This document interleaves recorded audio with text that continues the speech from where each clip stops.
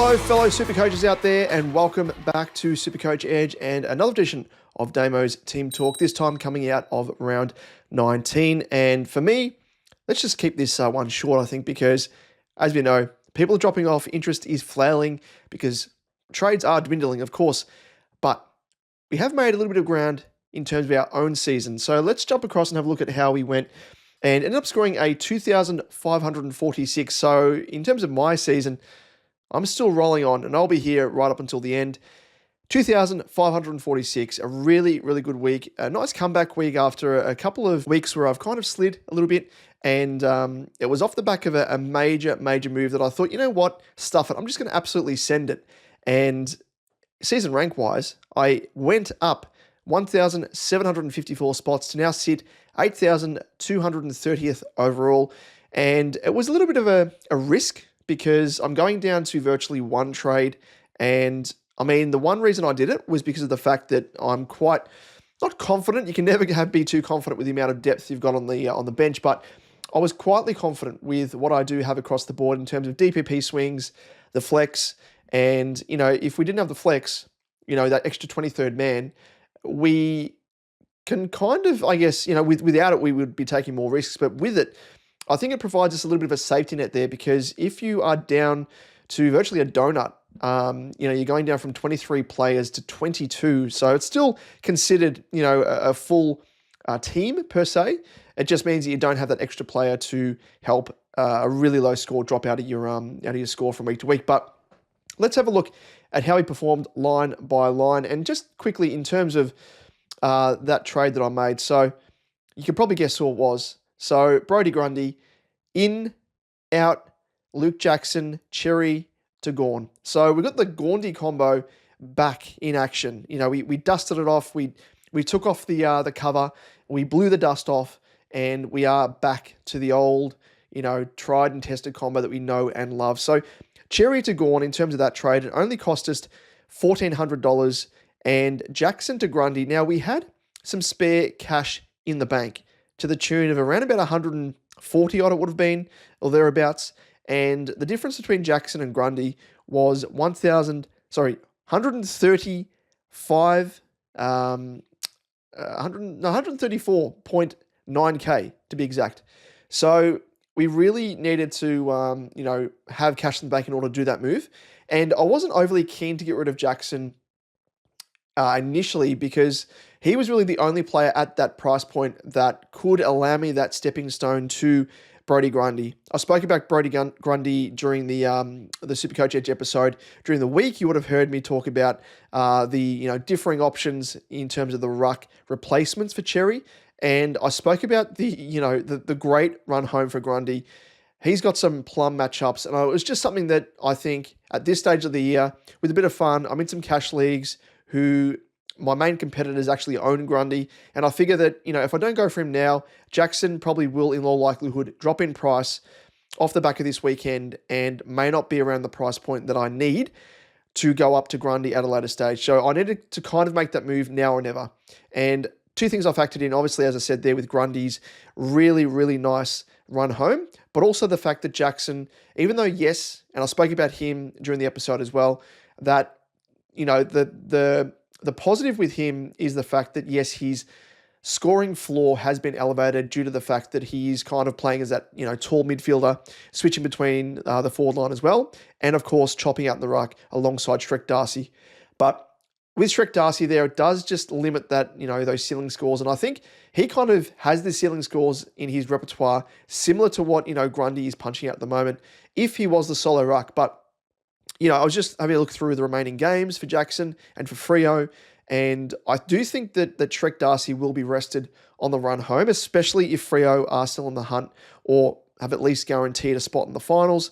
They ended up beating Collingwood with the comeback win. Very nice win by them on this weekend just gone. But, you know, I think there's even more likelihood they either will rest him or rest him forward a bit more in-game, that is Shrek Darcy, and allow Jackson to have a bit more of a run in the ruck. That was kind of one thing I was hoping on in getting Jackson into my team, you know, around about a month ago.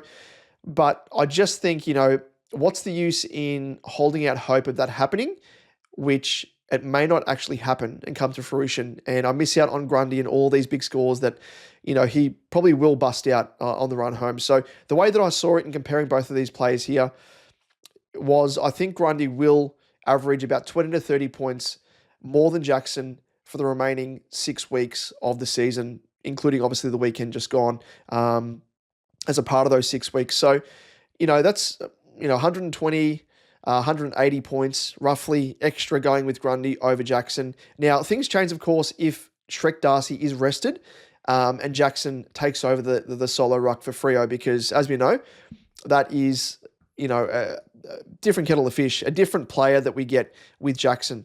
But just having a look at Jackson's fixture just quickly, just to sort of, go through my thought process behind this, because normally I wouldn't make these sort of moves. But as I said, with the flex and the fact that I do have a decent cover across the board on the bench, I can kind of throw caution to the wind here. Now, Jackson, of course, he scored a 118 against the Pies, but wasn't scoring all that well. It was kind of on track for around about an 85, 90 odd, which I think he'll probably kind of average from here on out if he is in this role where he's sharing the ruck duties with Shrek Darcy.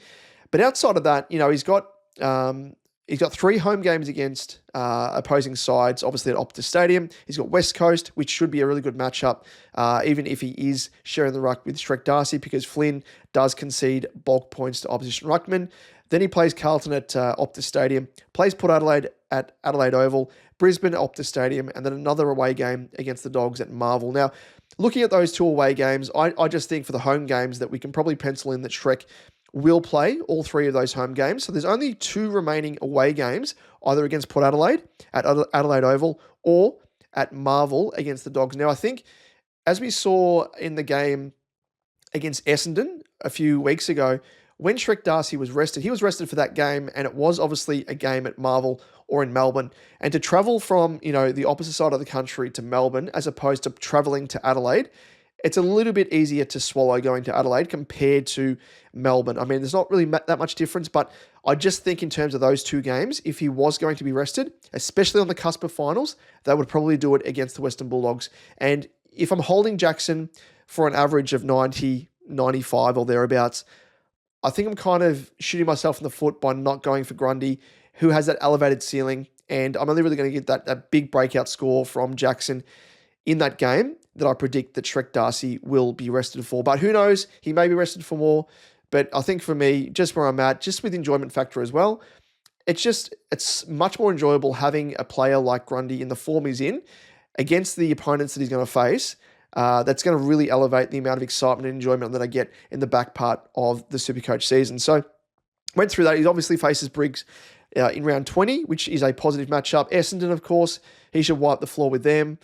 Brisbane, a bit more of a tougher matchup, but then he has Geelong, a really positive matchup, and then West Coast, who I spoke about with Matt Flynn, giving up the most points to opposition ruckmen in the competition. So really for me, I think it was just a no-brainer. And as we saw there, we'll start with the analysis with Brodie Grundy. Against North Melbourne, without Cherry, and of course, Callum Coleman-Jones as well got injured in-game, meant that Brett Tinkle was the only sole ruck option for North. And Grundy should have scored more than what he did. He ended up scoring a 153, which is a really good score. It was a captaincy score for me. Whacked the C on him. I wasn't going to look at anyone else. And what that did was helped me in a lot of my head-to-head leagues, cash leagues as well, helped me win important games and lock up a final spot or solidify my spot a little bit further in the top 4 of those specific leagues. But it could have been a bigger score because Laddams was, strangely enough, the sub for Sydney.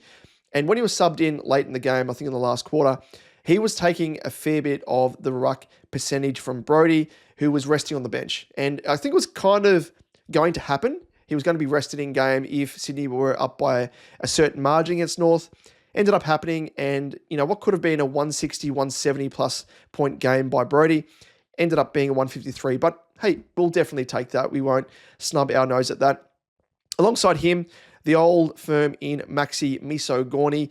He scored a 128 and a really nice game from him. He was forecast by us in the SuperCoach Edge episode this week as a potential captaincy option. For those who were sort of lacking on options. And yeah, 128 by him against Carlton. We'll take that and he's a really, really nice bargain. 563.3K this week because he dropped 11.6K with a larger break-even. Has a break-even now of 98. So if you are in the market for a ruckman, look no further than Max Gawn. If you could go for Brody Grundy, I think you still can. He dropped in price as well to the tune of just 4K and has a break-even now of 134. So might be really hard to try and get him if these big scores continue, which they probably should, and knock on wood they do for my sake. But both of these boys, really, really good scores, of course. Let's go back to defense, and Jordan Clark, 126, and a really nice return to form by him. You know, as we know, round 17, he busted out that season low score of a 50. But either side of that, games he's had, round 15, he had 119, round 16, 145, and then round 18, 125, and then on the weekend, just gone 126. So a really, really nice game by him. And despite that, he's had some large break-evens, and he lost 14.1K on the weekend due to that 50 being in that rolling average. And when we're talking about, high-owned primos, Jordan Clark is probably one of the more pod-type primos because he's only owned by 14.5% of the competition compared to the likes of a Sheasel, Zorko, Sinclair, Wangan and Miller. There are guys there that I think are higher owned. And, a bigger score from a pod obviously helps you out in terms of the ranks and differentiating your team against other opponents in your head-to-head leagues, whether it be the cash leagues or other important work leagues per se. So really nice score by him. Dane Zorko in 98, again, just par for the course from him. He's kind of teetering around about 100. His average for the season is 106.5 and 27.6% ownership. So owned by a quarter of the competition and, by and large, owned by a large percentage from memory of the top 5 to 1%. Harry Sheasel, he turned up with a 106 and a bit of a sort of floor score by him. Those ceiling scores are probably few and far between, as we know, but on the run home, he might have a chance. He's got a game against Richmond coming up on the run home, St Kilda, Geelong. So he might actually pop off with a few nice scores as well. So happy enough with him. Jack Sinclair, finally a 120 plus game by him on the dot, 120. Hasn't scored a 120 plus since round 11 when he scored a 143, which is way back actually 2 weeks after we got him. We got him in against Carlton when he scored a 124. And he's kind of been in a little bit of a flat patch from rounds 15 to 17, scoring 65, 89, 72. But his past 2 weeks, much, much better. 106 and then obviously the 120 on the weekend, which was good to see. Lockie Whitfield, a bit of a down game by him again, by his standards. Only the 104 was a little bit of a smoky as a VCC option, but obviously playing first up, more so the VC side of things. And I ended up putting the VC on him just, as a bit of something different. I thought he would have pushed up the ground a little bit more and been a little bit more effective with the ball as he has been. But again, had a little bit of an off game, disposal efficiency-wise and impact-wise. Still had 29 disposals, 9 marks, 2 tackles, 1 free against, but just a 104 should have been a higher score than that. Kind of hasn't recaptured the nice scoring or those high ceiling scores since he got concussed back in round 15. So hoping that he can turn things around and bust out some really big scores. But in terms of what he's offering at his current price point, look no further if you're in the market for a defender. 459.2K, went down 30.4K on the weekend with a really big break even and has a break-even now of 67. So this is the last chance to get him at this ridiculous price point, 138.9K. I spoke about it on the podcast as well. He is ranked number 1. I don't know out of the back of this weekend, but heading into the weekend, he was ranked number 1 in terms of average. When you deduct that injury-affected game when he was concussed against Gold Coast for that 16 score. So you take that out of his rolling average, and he actually averages the most of any player.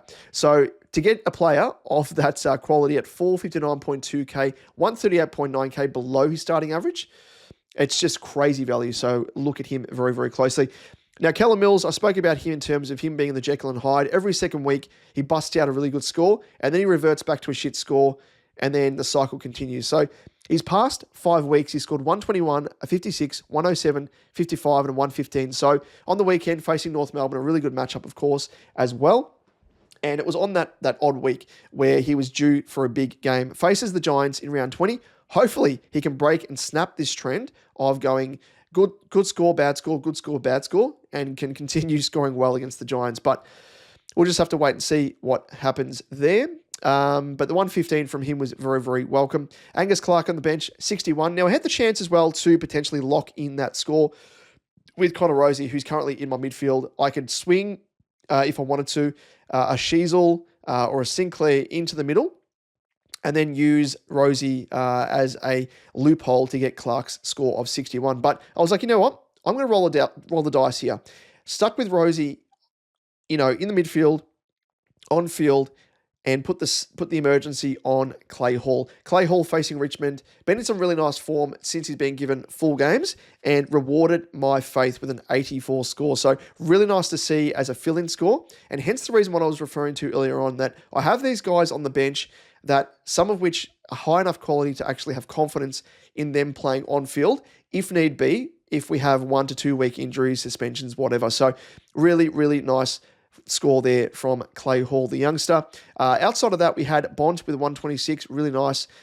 Nicky Dacos, 169. Now, he was a smoky as a captaincy option and, didn't have really any massive breakout scores against Freo, especially considering earlier in the season he was tagged out of the game for a very low score, which was 76. So I was a little bit weary about that, but 169, which I think was his biggest score, his second biggest score for the season, behind the 172 that he scored against Brisbane in round 6. So a really, really nice 169. You can count that as a ding-ding. So we were happy with that. Zach Butters at 94 started the game like a house on fire and then was kind of quelled for the remainder of the match. So a bit of a low score for him and one of his lower scores. In fact, I think this was his second score below 100.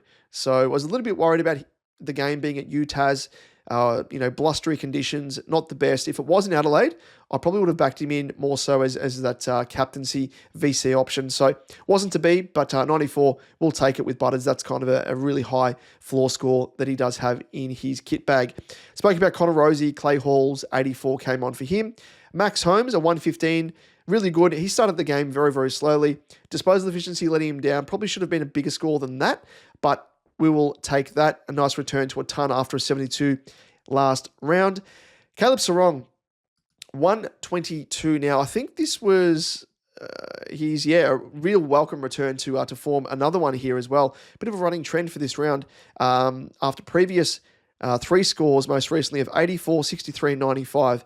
Prior to that, a 142 and a 149, 2 big ceiling scores. So return to that with that score of 122 against the Pies, who don't traditionally tag, which is good to see. Now faces West Coast. So hopefully can get a run on and continue another back-to-back, couple of weeks where he punches out 120 plus scores. So thank you, Caleb Sarong, well overdue.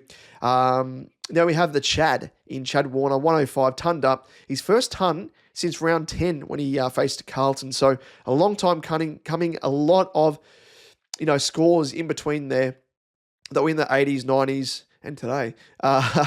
Sounds like Gold 104.3 radio. But a very nice score there against North. Probably was hoping for a little bit more given the opposition, but we'll lock it in. Adam Cherra at 91. He's been a little bit out of form. Hasn't tonned up since round 14. So for the past 5 games, he scored 95, 66, 89, 76, and 91. So come on, Chez. Pull your socks up, lad. Clay Hall on the bench, 84. Zach Johnson, 22. And Hugh Boxall, 60, which I think was his highest score, or second highest score for the season after his 75 on debut. So, again, if he continues playing and just gives us that other option, if need be. I mean, I'd much prefer to play Clay Hall or Zach Johnson over Boxall. But, it's just good to see we have warm bodies on the bench if we need any coverage. In the ruck, spoke about them, Brodie Grundy on debut in my team with the captaincy, 153, and Maxi Gawn, a 128. Harry Boyd on the bench at R3, obviously injured and not playing for the Saints. For the forwards, we have Bailey Smith, Baz Lenka, 81. I don't think he had any hard tags or anything. I didn't have a chance to watch the game, but I don't think Windhager was really putting a massive tag, I may be wrong, on Baz Lenka, but 81. His past 3 games now, 85, 73, and 81. I know he's highly owned, 74.2%. So again, he's one of those players that, whatever he scores, he's going to impact you along with the rest of the competition, the majority of the competition. But Yeah, it's just disappointing to see. Come on. Come on, the Baz. Jack McRae, 89. Now, he has scored 116, 108 in his previous two games, along with a 91 and 131. And this is his lowest score over the past 5 weeks. One thing I don't understand with this is the fact that he was benched for a majority of the game. I think his time on ground was like bottom 2, bottom 3 for St Kilda. Ross Lyon, what the fuck are you doing, mate? I just hate that when you have your players, marooned on the bench for no good reason at all. You look at his game time across the course of the season, he's never played any lower than 89% game time, whereas for some miraculous reason, he only played 83% of the game. 83 minutes, I should say, not percent. 83 minutes. His previous low was 89 minutes in round 15 against the Pies. It does not make sense. So, unless he's carrying a niggle or something like that, but still, he still racked up the pill. Had 19 disposals, 1 mark, 3 tackles, 1 free against. So, that really put a dent in what should have been, I think, a really nice game from Jack, but Ross Lyon, that's for you, buddy. I just don't rate him as a coach at all anyway, which makes it even more frustrating. But Isaac Rankin, 97, just below a ton, but has, of course, been in some nice form over the past or previous 3 weeks with 99, 131, and a 105. So a 97, just a little bit below par of the ton that we like all of our players to try and aim for, but we will take that nonetheless. Caleb Daniel, 95, which is just par for the course for him. He's scored so many games in the mid to high 90s without tunning up. So it's kind of expectation there. And again, owned by 57.3% of the competition. So one of those players that it impacts the rest of, or the majority of the competition. Christian Petrarca, 89, should have been a bigger game than that, but disposal efficiency just lets him down. It does let him down across pretty much the majority of his career. Had 23 disposals, 5 marks, 1 tackle, 2 frees against. Should be, the sort of player that busts out regularly, ceiling scores, but just always just peters around that 80 to 90 mark. But it's, again, par for the course for track. Now, Sam Darcy, 86, a welcome return to a half-decent score. He's had 3 games previous to this one with scores in the 70s of 73, 73, and 79. And, since we've had him in, on debut in our team, he scored that 144 against Richmond. But, yeah, I'd like to see a bit more of an elevated score from him. Faces Essendon this coming round. So, hopefully, this is a ceiling game from the big, lanky Sam Darcy.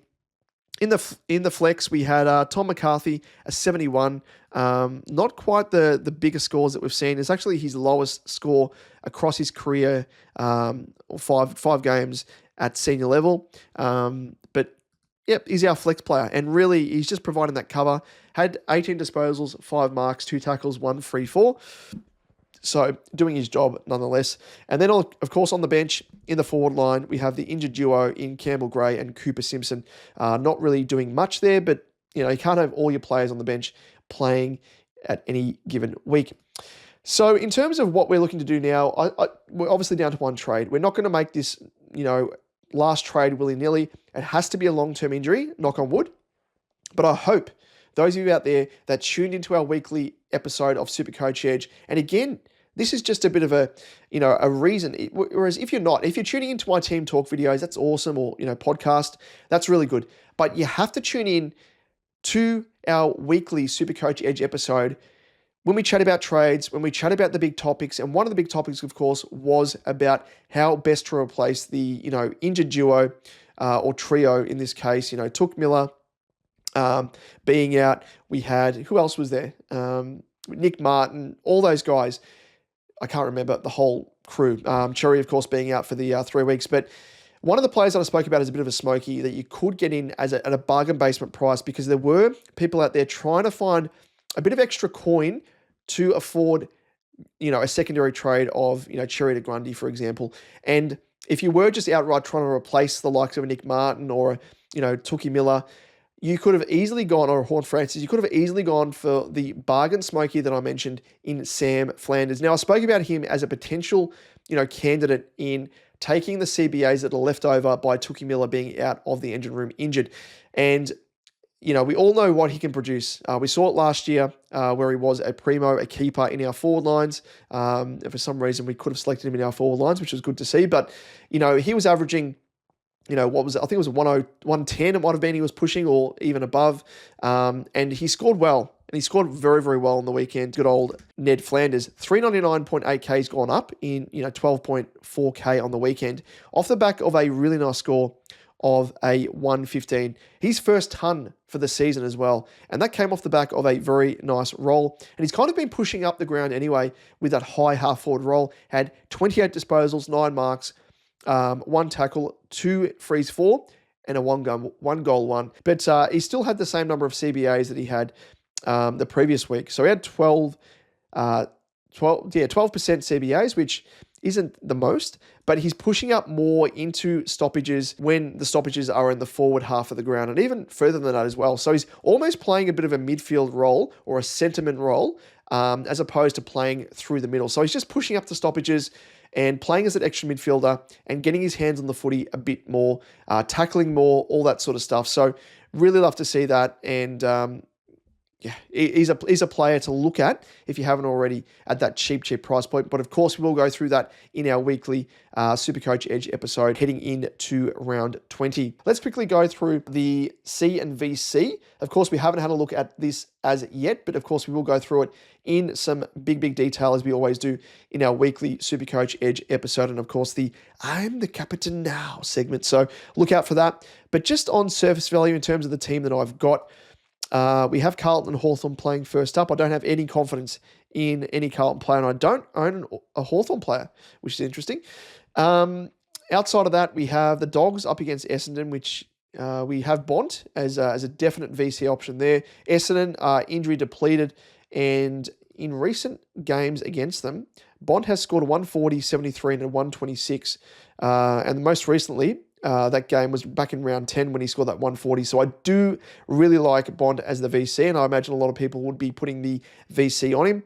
But also we have Brodie Grundy in that third game. It's the second Friday night game, believe it or not. So AFL, again, what the bloody hell are you doing here? We've got a game between Essendon and Western Bulldogs at 7:20, and then we have at NG Stadium, the whatever rivalry they want to call it, the Harbour Bridge rivalry, whatever it is, at 7:50, half an hour later.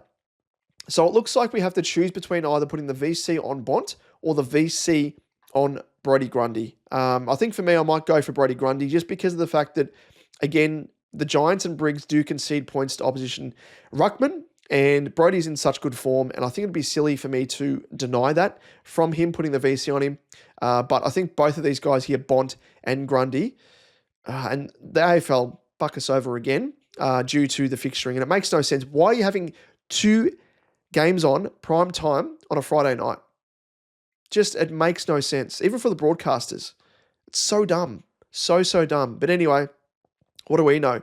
We're simpletons even more than what the AFL are, apparently, because some of the shit they pull, it's just nonsensical. But anyway, we could debate about how dumb the competition is and how amateur it is for a long while. But is it ever going to change? Who knows? Outside of that, in terms of captain choices, there is, of course, Dacos against Richmond. I think he's probably a given on the Sunday. Who else is there? Butters. Who does he play? Adelaide. Yeah, he actually plays pretty well against Adelaide, I think. So we've got quite a number of options here. Yeah, 117, 156, and a 124 in his past 3 against him. Dacos against the Tigs has scored a 147, 109, and 80. So this could almost be the week where, what separates those from scoring really high and those who score high enough without going overboard. It comes down to the captaincy or the vice captain score that you get to lock in. And then, of course, we have Geelong up against North Melbourne. So Baz Linker could go crazy. Maxi Holmes could go crazy. Like, there's so many options here. Even Max Gawn against Marshall. He could actually punch out a really nice score because Marshall, from memory, is conceding bulk points. Like, he scored a 180 against St Kilda in 2024, Maxi Gawn, and then a 110 back in round 12 this season. So, geez, there's so many options, so many options. But I think Brodie Grundy will probably be our VC. Might be Bont. Otherwise, probably a C might be a Nicky Dacos. or it could be a Max Holmes or a Baslenka. So I'll probably choose between all these guys here, but yeah, there's so many good options, that's for sure. Hopefully, Connor Rosie does return to Port's side after his hand injury. He was listed as a bit of a test, didn't make the trip with the rest of the lads against West Coast, but trip, I should say. It was at Adelaide Oval, but just didn't get up, was a little bit sore, and I think they just want to protect him for the time being. So hopefully he plays. Otherwise, we will have to run with Clay Hall again, I think, as a potential option filling in. With that, let's just quickly recap our leagues, our cash leagues here for SuperCoach Edge. If you are in them, we had a few upsets as well. We had my team beating my father-in-law Tanker's team in Pistol Pete's team by 20 odd points, which is good to see, and he would no doubt be annoyed by that, so apologies, Pete. But we have in the Cash League 1, we have, we'll only round out, I suppose, the competitors at the moment because we are a couple of weeks off, or at least a week away from SuperCoach finals.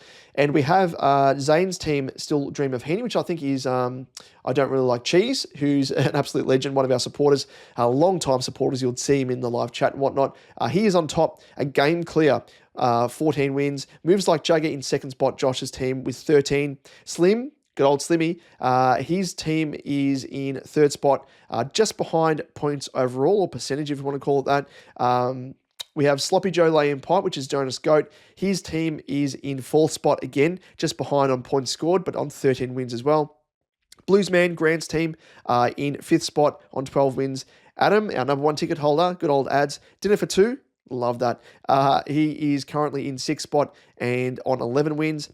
Export Daniel's team on 10 wins. And High IQ, Mitchell's team, also just inside the 8 on 10 wins. But there is a bit of a loggerhead here because we have Tankers, of course, Pistol Pete's team in ninth, also on 10 wins. Crane OSC on 10 wins in 10th spot. LDU for Brownlow, Tim's team, also on 10 wins. So it comes down to these guys here. Can they get a win? Can they secure a spot in the 8? So it's going to come down to the absolute wire, that is for sure. So best of luck to those there in the running.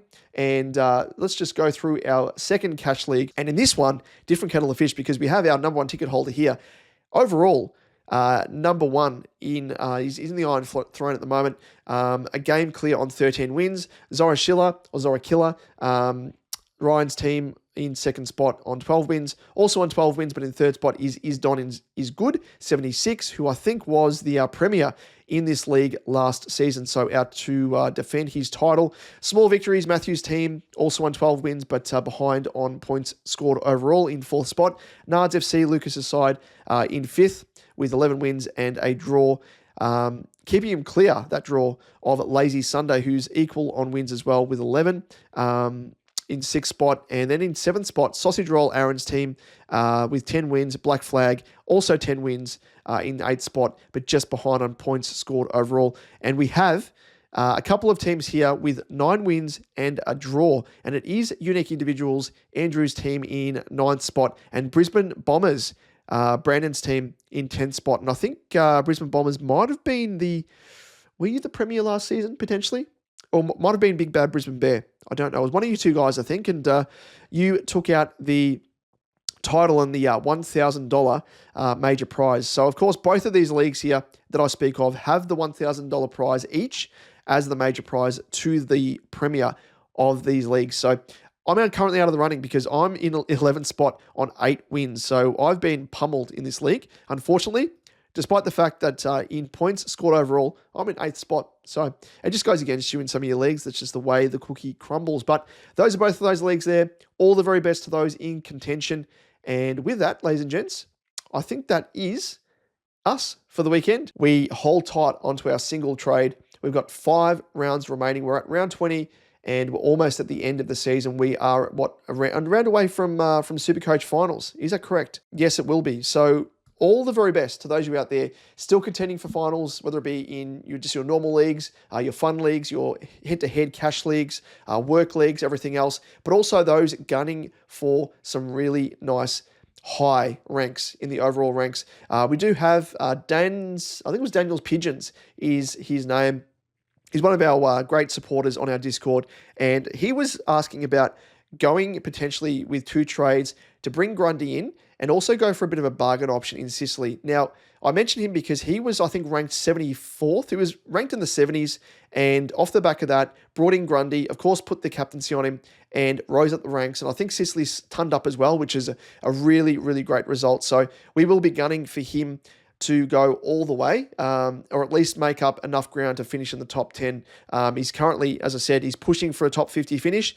And yeah, could be even better than that. So best of luck to you, mate. Let us know as well. How are you going? How'd you go on the weekend? Let us know in the comment section down below if you are watching us on YouTube. And of course, don't forget to like and subscribe to us on YouTube as well. And likewise, if you are listening to our audio podcast, you can give us a rating and review also, if you've got enough time, on Apple Podcasts and also Spotify. So if you can do that, that'd be absolutely fantastic. Do you have any ideas, of course, for the round remix for this coming round as well? Let us know in the comment section down below, and we might actually grab your idea and run with it. So let us know. You can hit us up on socials as well with regards to your ideas about a potential round remix.